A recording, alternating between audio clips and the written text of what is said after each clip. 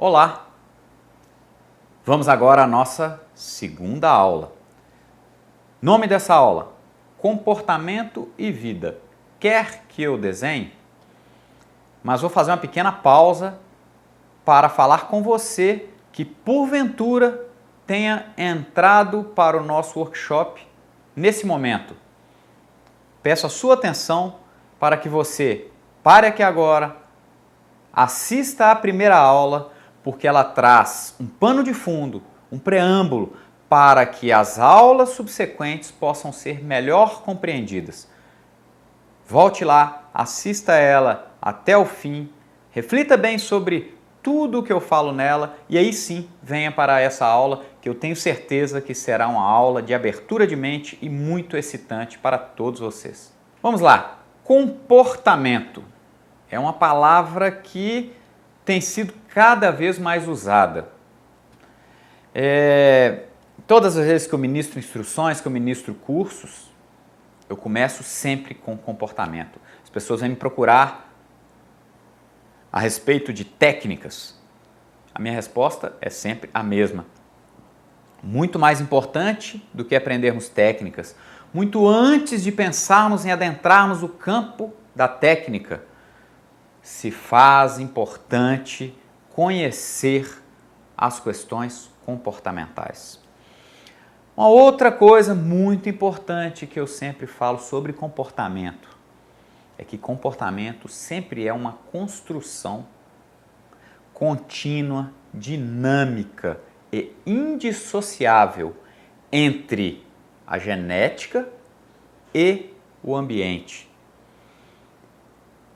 Esse confronto entre o material genético e o seu meio ambiente e a modificação do seu comportamento inato é o que levará o indivíduo a se comportar em determinado momento da maneira que nós conseguimos observar.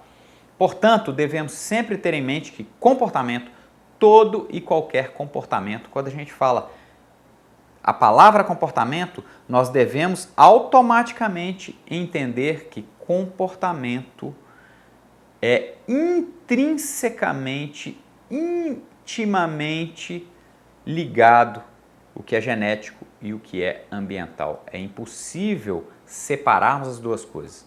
Naturalmente, para fins didáticos, nós estudamos as duas coisas separadas para uma melhor compreensão de uma coisa e de outra. Porém, devemos sempre ter em mente que comportamento é genética versus ambiente, sem que consigamos medir o quanto por cento que é genético e o quanto por cento que é ambiental. Existe um conto que diz que Nicholas Tinbergen, que é um grande nome da etologia, depois de décadas de início dos seus trabalhos junto com Konrad Lorenz e Carl von Frisch, foi o trio vencedor do Prêmio Nobel de Medicina de 1973, é o trio pai da etologia clássica, que é a ciência que estuda o comportamento animal sem interferência humana. Eles vinham de uma época da humanidade em que todo o valor que se atribuía ao comportamento era um valor chamado fisiologista ou escola do mecanicismo. Inclusive foi criado nos Estados Unidos uma escola chamada escola anti-instinto. Então essa época que era dominada pelos cientistas e entusiastas do behaviorismo, ela foi uma escola que foi uma reação a uma escola anterior do tempo de Charles Darwin, que começou a refutar de tal forma a importância da genética para o comportamento que, na primeira metade, principalmente do século XX, praticamente só se atribuía ao comportamento a importância do componente ambiental, a importância do confronto do ser com o ambiente para a expressão do comportamento.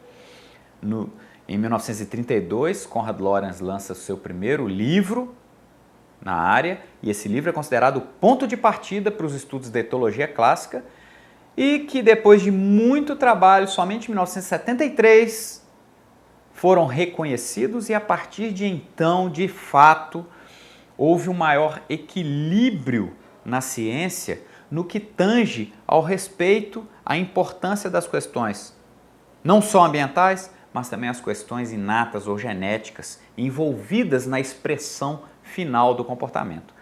E aí, na coletiva de imprensa, uma jornalista arguiu o Dr. Tinbergen e perguntou mais ou menos assim: doutor, então, já que o comportamento não é só ambiental, já que o comportamento ele tem um componente genético, pergunto, quantos por cento do comportamento é genético? A resposta dele mexeu com a plateia. Ele falou o seguinte: comportamento é 100% genético e 100% ambiental. Devemos entender essa resposta. A intenção dele ao emitir essa resposta foi tentar transmitir o entendimento de que, primeiro, comportamento é genético e é ambiental. Segundo, ambos os fatores, genética e ambiente, estão tão intimamente ligados, tão interdependentes, que não há como estabelecer quantos por cento é de um ou quantos por cento é de outro, se é 30% de um, se é 70% de outro, assim por diante, e sim que ambos têm o mesmo peso na totalidade, no todo. O comportamento é 100% vindo da genética e é 100% influenciado pelo seu ambiente. Ok, vamos então continuar com esse raciocínio.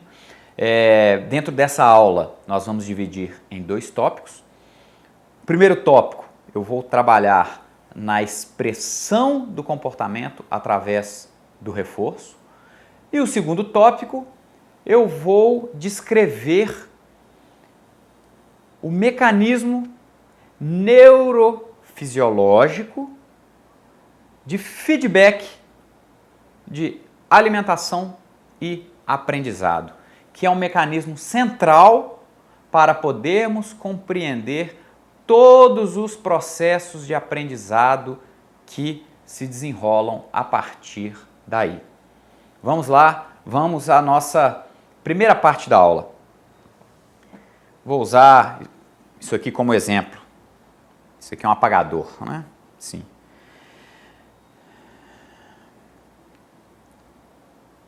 Observemos esse apagador. A vida se expressa de 2 formas. Então, a vida tem 2 expressões. A vida tem uma expressão física e a vida tem uma expressão comportamental. Por que esse apagador nós podemos dizer que ele não está vivo? Porque ele tem apenas uma expressão física. Onde está a expressão comportamental desse apagador? Não tem. Apenas matéria. Nós podemos descrevê-lo. Formato em paralelepípedo de tantos centímetros por tantos centímetros por tantos centímetros, azul, etc. Mas ele tem apenas a expressão física. A grande diferença da vida é que a vida tem tanto expressão física quanto expressão comportamental. E aí é o que faz a diferença entre nós e esse apagador, e é o que faz a diferença entre um cão e esse apagador. Vamos lá então. Quando há a concepção, quando o espermatozoide consegue atingir o óvulo, ali então inicia a vida. Um indivíduo que tem na sua composição de DNA ou um XX, um indivíduo fêmea, ou um XY, um indivíduo que será um macho, né? Mas o embrião começa a se desenvolver. E por que o embrião se desenvolve? Vamos fazer um desenho bem rudimentar aqui de um embrião. Esse é o nosso embrião. O que faz esse embrião, daqui a poucas semanas, estar assim um pouco maior? Vamos lá, vamos pensar. O que faz esse embrião crescer? O alimento. Então, o que faz a vida crescer sob sua expressão física? A alimentação. Se não houver uma irrigação sanguínea para esse embrião, que leve os nutrientes adequados, esse embrião não irá crescer. Pelo contrário, ele irá definhar e morrer. Porém, não sabemos qual é o exato momento disso, também não tem importância aqui para a gente, a importância é a gente compreender o conceito. Esse embrião carrega consigo uma segunda expressão. Fiz dessa forma aí um pouco maior do que ele e apenas um contorno para tentar representar a intangibilidade dessa expressão, que é a expressão de vida. Então nós temos aí a expressão física e eu tentei demonstrar aqui a expressão da vida. O que é que eu tenho que fazer para que esse embrião cresça na sua expressão física? Alimento físico. Agora, o que eu tenho que fazer para que a expressão comportamental da vida possa crescer? Como que o comportamento cresce e se desenvolve? Da mesma forma. O comportamento deve ser alimentado. Interessante que mais à frente nós vamos ter oportunidade de estudar isso. Um cientista do comportamento, um dos pais do behaviorismo, um cientista de nome Edward Thorndike, ele definiu uma coisa que foi chamada de lei do efeito,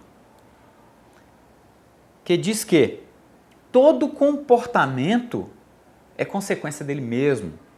Um comportamento bem-sucedido tende a aumentar a sua chance de ocorrência. Um comportamento mal-sucedido tende a diminuir a sua chance de ocorrência. Então, se um comportamento é alimentado, ele cresce. Se um comportamento não é alimentado, ele definha. Da mesma forma que se o embrião recebe nutrientes pelo sangue, ele cresce. Se ele não recebe nutrientes, ele definha até a morte. Tendo em nossa mente essa clareza de que as duas coisas se expressam e crescem da mesma maneira, a diferença é só a forma de expressão, que uma expressão é comportamental e a outra expressão é física. Mas se a gente tiver esse entendimento conceitual, todos os outros entendimentos subsequentes serão mais fáceis. Então, quando lá na frente estudarmos o experimento de Thorndike, quando estudarmos o experimento de Pavlov, quando estudarmos os experimentos de Skinner e a modelagem, tudo será mais claro. Vamos lá. Creio que todos têm ouvido falar sobre o treinamento positivo ou treinamento por reforço. Primeiro, vamos ter uma rápida noção do que seria reforço. Reforço é aquilo que aumenta a ocorrência de determinado comportamento. Reforço positivo é aquilo que eu acrescento àquele comportamento que aumenta a sua ocorrência. Reforço negativo é aquilo que eu retiro daquele contexto que aumenta a ocorrência daquele comportamento. Então essa é a diferença entre reforço negativo e reforço positivo, entre reforço positivo e reforço negativo. O reforço positivo é algo que você acrescenta ao contexto. Reforço negativo é algo que você retira do contexto. Mas ambos reforçam o comportamento, ou seja, aumentam a ocorrência futura desse comportamento. Vou utilizar nessa exemplificação aqui, basicamente, o foco no reforço positivo. Não que o reforço negativo não esteja ocorrendo aqui. Então vamos lá. Eu quero rumar com o comportamento desse indivíduo para determinado objetivo. Vou colocar aqui, marcado de preto, o nosso objetivo. Então eu quero sair daqui e me deslocar até aqui.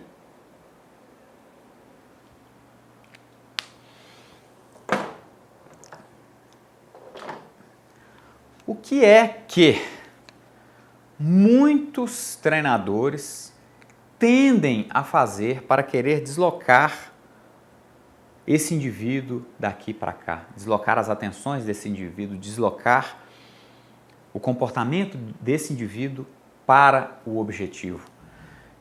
Importante chamar a atenção, né, que isso aqui é conceitual, nós temos que abstrair. Não adianta a gente querer ver aqui a figura, uma figura prática, concreta, não. Isso é abstrato. Então vamos lá.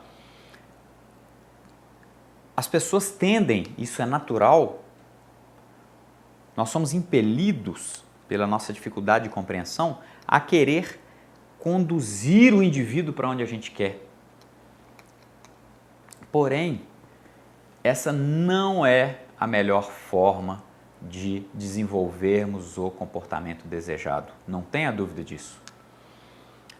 Observem que interessante. Quem já viu aí uma criança, quem tem filhos, que você convive com essa criança e não percebe que ela está crescendo. Mas de repente, você faz uma comparação da altura dessa criança com a tomada na parede e de repente percebe que agora a criança já está alcançando a altura da tomada, do interruptor. Nossa, como essa criança cresceu e eu nem percebi. Se eu tenho um comportamento nesse indivíduo e eu começo a aplicar reforço positivo nesse lado do comportamento, eu tenho que crer nesse poder, no poder do reforço positivo. Se eu aplicar repetidas vezes reforço positivo na região que mais se aproxima, sem querer nada em troca, mas aplicando reforço positivo na região que mais se aproxima do meu objetivo, inevitavelmente, quando eu menos esperar, o comportamento desse indivíduo vai se manifestar dessa forma aqui. Ó.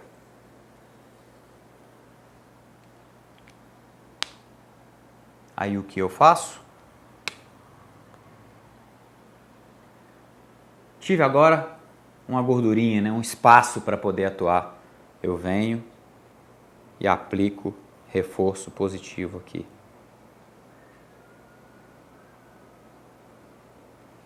Generosamente, repetidas vezes, acreditando que o melhor está por vir. Depois de N reforçamentos positivos, quando eu menos esperar, daqui a algum tempo esse indivíduo estará com o comportamento dele.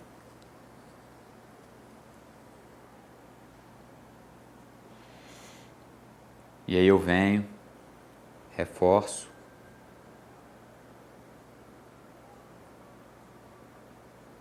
reforço. Se eu vou percebendo que não está exatamente na direção que eu quero, eu vou pesando o reforço para o lado que eu quero. E, inevitavelmente, quando eu menos esperar, esse indivíduo vai começar a me demonstrar um comportamento assim. E aí, eu reforço, reforço, reforço, reforço, reforço, reforço, reforço, reforço, reforço, reforço. Tenha fé, acredite nisso. Quando a gente menos esperar, esse indivíduo nos mostrará um comportamento assim. E aí eu tenho mais espaço para reforçar. Eu vou reforçando próximo à borda no sentido do meu objetivo. Reforço, reforço, reforço, reforço, reforço, reforço, reforço. Reforçando generosamente, acreditando no poder do reforçamento.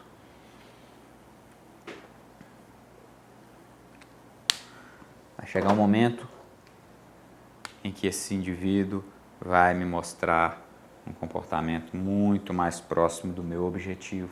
E eu continuo reforçando, reforçando, reforçando, reforçando, reforçando, reforçando, reforçando, reforçando, reforçando.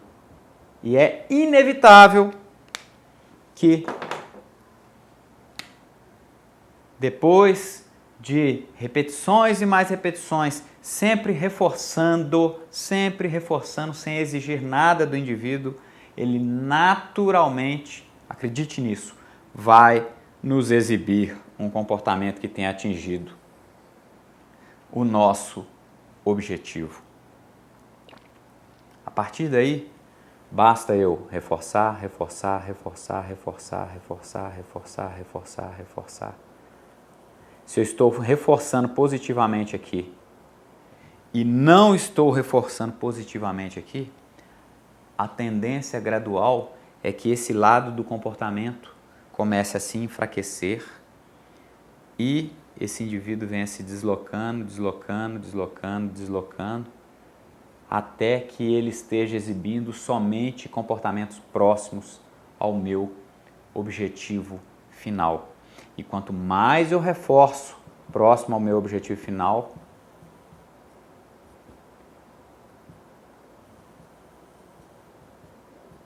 mais próximo e mais fixo eu deixo o comportamento do meu indivíduo aqui.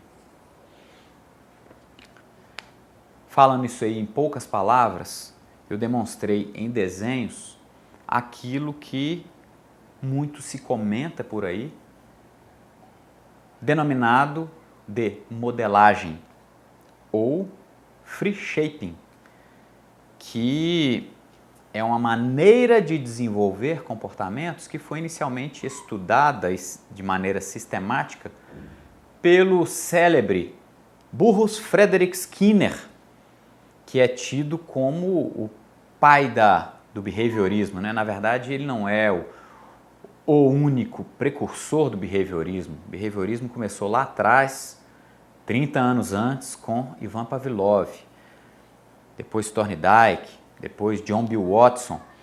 Mas Skinner tem um papel de destaque porque ele já pegou uma era de maior desenvolvimento do conhecimento, com as vertentes de estudo do condicionamento clássico, que se refere ao aprendizado de reações involuntárias, associado ao condicionamento instrumental de Thorndike, que é o aprendizado de ações voluntárias, resolução de problemas através de acionamento de instrumentos. Skinner agrupou esse conhecimento e sofisticou todo esse trabalho, e devido a essa sofisticação, Skinner acaba recebendo essa valorização em relação ao behaviorismo. Na nossa próxima aula, nosso próximo tópico, ainda dentro dessa aula, eu vou tratar um pouco sobre a questão neurofisiológica do mecanismo de feedback, alimento, aprendizado, aprendizado, alimento. Bem, nessa segunda parte dessa aula, de nosso workshop, eu vou tentar transmitir como que funciona o mecanismo de feedback entre estômago e sistema límbico que propiciará um registro de sucesso de determinada ação e esse registro se transformará em aprendizado. Com base nisso, nós teremos compreensão da importância de vários itens relacionados ao aprendizado, itens inclusive que estão detalhados no meu e-book Entendendo o Aprendizado Canino. Bem, lá no meu e-book também eu tenho um esquema, né, do sistema nervoso central e do cérebro canino. Na verdade, esse aqui não é um cérebro canino, é um cérebro humano, mas é um modelo compatível. E eu destaquei aqui com cores as estruturas relacionadas ao chamado sistema límbico. O sistema límbico é uma estrutura funcional cerebral constituída de algumas diferentes estruturas e eu vou citar 3 delas mais especificamente, que são o hipocampo, que é esse em amarelo, esse aqui meio um vermelho, meio cor de terra aqui, são as amígdalas. Na verdade, as amígdalas são 2, que ficam simétricas nos 2 hemisférios. E um pouco acima aqui em azul, o hipotálamo. Em laranja aqui nós temos a hipófise, que não faz parte propriamente do sistema límbico, mas ela é regida diretamente pelo hipotálamo.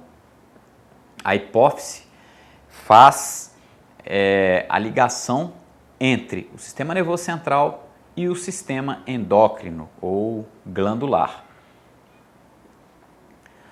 O sistema límbico é uma região cerebral que é considerada a mais importante na gestão e controle das emoções. Sejam emoções de medo, de agressão, inclusive de prazer.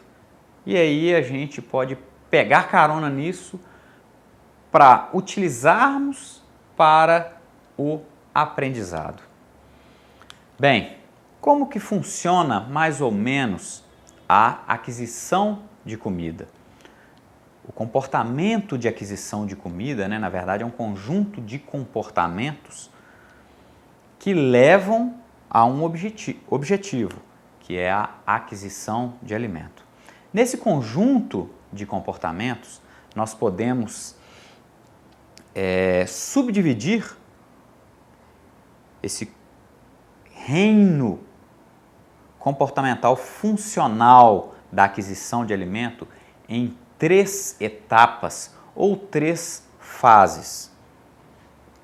A primeira fase é a chamada fase indireta, em que o indivíduo tenta, através de informações indiretas, localizar o objeto direto dele, o objetivo dele. Por exemplo, um lobo está tentando localizar um coelho. O coelho está escondido no meio do mato. Então esse lobo, ele fareja o cheiro do pelo do coelho, que está às vezes agarrado em arbustos no meio da floresta. Então, através dessas informações indiretas, ele vai tentar localizar o objetivo dele, que é o coelho. Essa fase indireta é a fase em que há mais alta atividade cerebral para resolução de problemas.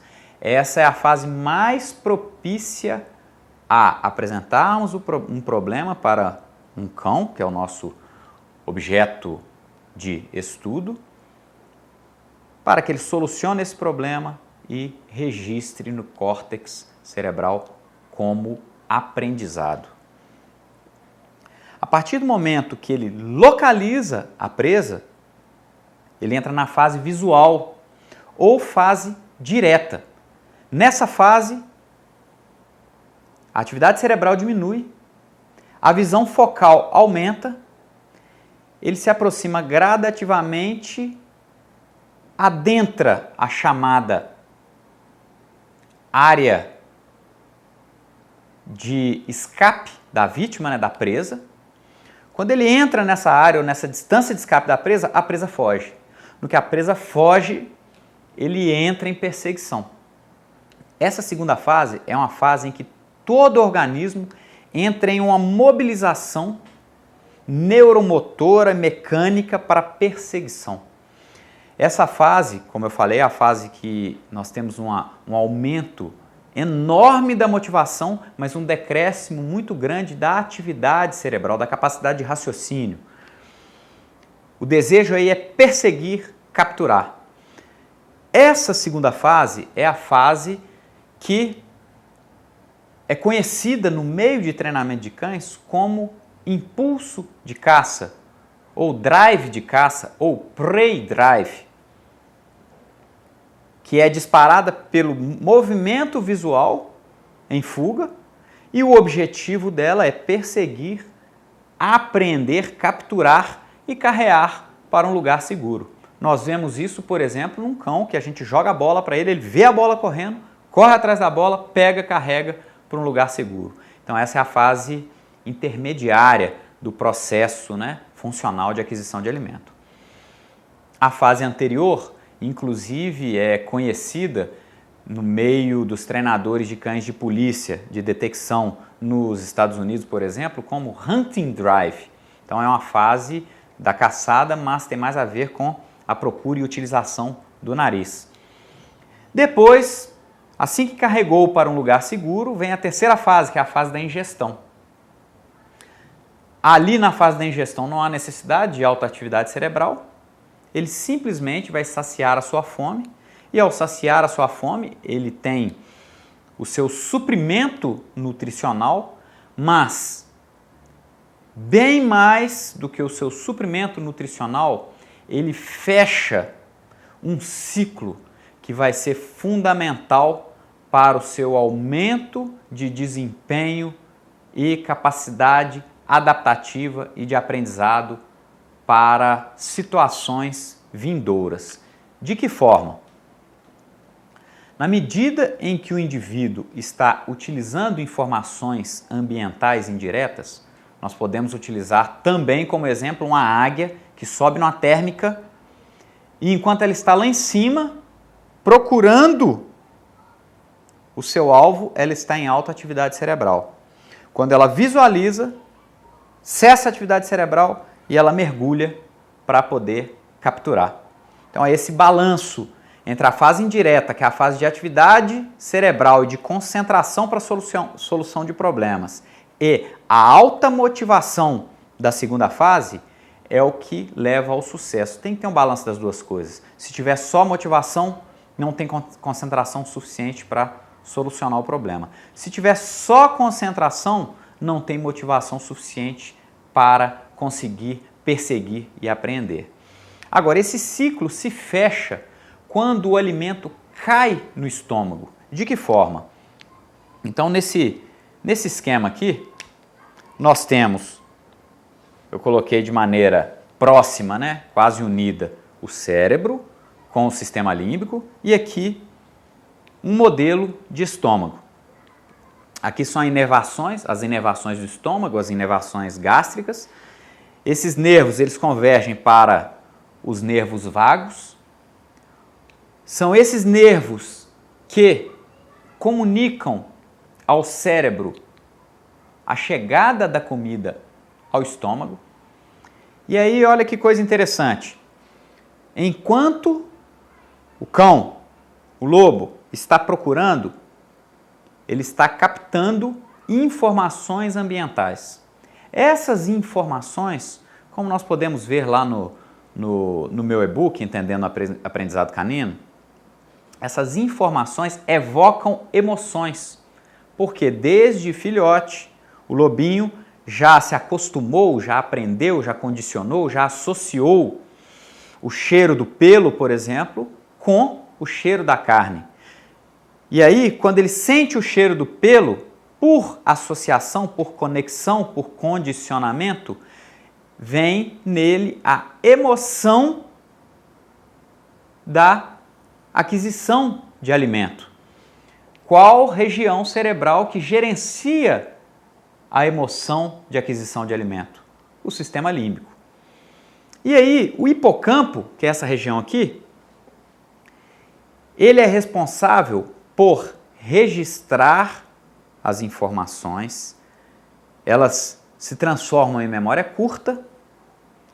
Depois de se transformar em memória curta, ele também é responsável por converter em memória antiga e, virando memória antiga, vai para o córtex e concretiza-se em aprendizado. Mas como funciona esse processo? Incito-os, encorajo-os todos a lerem, estudarem o e-book para facilitar a compreensão desse processo. Então, durante a fase indireta, a fase de procura, as emoções são eliciadas, o hipocampo começa a estabelecer conexões entre aquilo que os órgãos sensoriais captam de informações do ambiente e as emoções que essas informações eliciam. Essas conexões são estabelecidas e, a partir do momento em que há sucesso do comportamento, lembrem-se que no meu livro está escrito isso, e eu falei agora mesmo na aula sobre o reforço positivo, o comportamento bem-sucedido leva ao aumento de ocorrência. E nesse caso aqui, como que ocorre isso? Houve o sucesso, o que seria sucesso nesse comportamento? A aquisição da comida, conseguir capturar e ingerir a carne do coelho. No que ingeriu a carne do coelho e a carne chegou ao estômago, o processo para se chegar até o coelho foi percebido pelo sistema límbico e eliciou emoções no sistema límbico. Registros foram feitos pelo hipocampo. Quando o alimento, na fase da ingesta, que é a terceira fase, na fase da ingestão, chega ao estômago, informações sobre essa chegada ao estômago são levadas pelo nervo vago ao sistema nervoso central. Chegando ao sistema nervoso central, a liberação de um neurotransmissor chamado dopamina. A dopamina é liberada no cérebro e no sistema límbico. A dopamina no sistema límbico, especificamente no hipocampo, ela gera sensação de prazer. Esse prazer é conectado às ações e informações obtidas durante a caçada. Essa conexão criada é o que dá a noção de sucesso. Caçou daquela forma, chegou dopamina, conectou, foi registrado. Com as repetições dessas caçadas, isso se fixa, há aprendizado, condicionamento e vira registro mais consistente no córtex cerebral. É muito importante a gente compreender essa relação de trabalho adequado de concentração, resolução de problemas, motivação, chegada de alimento ao estômago, informação do estômago. O alimento vai ser digerido, vai levar nutrientes para o organismo, mas existe essa informação direta do estômago com o sistema nervoso central que vai gerar a liberação da dopamina, A dopamina vai dar sensação de prazer no hipocampo e o hipocampo vai estabelecer essa conexão. Opa, cacei dessa forma, tive prazer. Isso dá a noção de consequência positiva do comportamento. E um comportamento bem-sucedido, que trouxe consequências positivas, aumenta a sua chance de ocorrência. Isso tem tudo a ver com aquele esquema que eu demonstrei anteriormente na aula de comportamento e vida. Então, à medida que você vai alimentando o comportamento, ele vai crescendo em vida. É muito interessante porque isso, na verdade, essa fixação desse aprendizado, ele se dá na formação de conexões diretas e reversas, ou seja, sempre da mais simples para a mais longa, como nós vimos lá também no e-book, em todo aquele processo do experimento do Pavlov, em que primeiro começam as conexões mais próximas umas das outras, mais curtas, e aí o indivíduo vai desenvolvendo um encadeamento de conexões para conexões mais complexas, de tal forma que aquele cão do experimento Pavlov começou a exibir o reflexo, a resposta, cada vez mais antecipadamente. Então as conexões elas são reversas, o indivíduo começa a associar uma coisa com a outra através de pequenos elos dessa cadeia, até que essas cadeias vão sendo registradas e cada vez mais os elos vão se unindo e cada vez mais atitudes mais complexas de caçada vão sendo reforçadas, conectadas umas às outras e registradas como aprendizado através desse mecanismo de feedback do hipocampo para o córtex cerebral. Bem, pessoal, encerramos a nossa aula de hoje. Queria agradecer mais uma vez pela paciência, por terem me assistido até o fim. Sei que são assuntos que talvez para muitos possam parecer por deveras complexos ou não muito aplicáveis, apesar de eu ter certeza que são. São assuntos muitas vezes conceituais, como nos esquemas que eu fiz anteriormente a respeito do reforço e da modelagem do comportamento e vida, ou às vezes assuntos por demais profundos e biomédicos, como esse que eu tratei agora. Mas eu tenho certeza que aquele profissional que se dedicar a compreender e extrapolar o seu limite de entendimento, abrindo a sua visão para compreender coisas mais profundas e mais amplas, com certeza esse profissional romperá na frente dos demais. Aquele proprietário também que conseguir compreender essas questões, compreender o seu cão será uma coisa muito mais fácil. Encerrando agora, como de costume, mais uma vez, eu peço encarecidamente a contribuição de cada um. Faça aqui seu comentário, exponha aqui a sua dúvida, por mais simples ou mais banal que ela possa parecer, ela sempre será importante para mim, para que eu possa compreender-lhe melhor e será importante para os nossos outros colegas que estão nos assistindo. Coloque aqui sua dúvida, responderei todas elas. Queria agradecer mais uma vez e já convocá-los para a nossa próxima aula, que será uma aula já mais aplicada.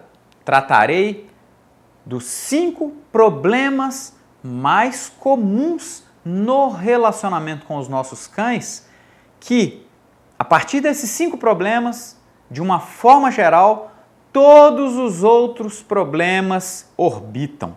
Se nós conseguirmos resolver esses 5 problemas que eu tratarei na nossa próxima aula, o restante dos problemas serão apenas um encadeamento de aprendizados e de soluções que nós desenvolveremos. Muito obrigado e até a próxima.